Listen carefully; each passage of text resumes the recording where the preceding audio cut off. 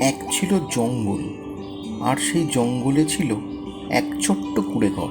সেই কুঁড়েতে থাকতো এক বিড়াল, এক শালিক আর এক লালঝুটি মোরগটি। বিড়াল আর শালিক একদিন জঙ্গলে গেল কাঠ কাটতে।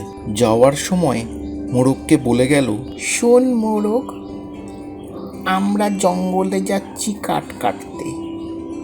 তুই ঘরে থেকে আরাম করবি, কিন্তু শিয়াল এলে একদম দরজা দিয়ে মাথা বার করবি না। কিন্তু শালিক আর বিড়াল যেই চলে গিয়েছে, অমনি শিয়াল গুটি গুটি এসে হাজির হয়েছে কুঁড়ে ঘরের সামনে, আর গান ধরেছে, লালঝুটি লালঝুটি বাহারে মোর মোরগটি, তেল চকচক তোমার গা, রেশমি তোমার দাড়িটা, জাংলা দিয়ে মুখ বাড়াও, মটরশুঁটি নিয়ে নাও।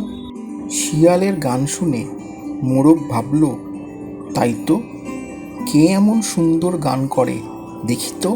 তাই ভেবে মোরগ দরজা দিয়ে যেই মাথাটা বার করেছে, অমনি শিয়াল খ্যাঁক করে তাকে চেপে ধরেছে আর নিয়ে গেছে জঙ্গলের পথে।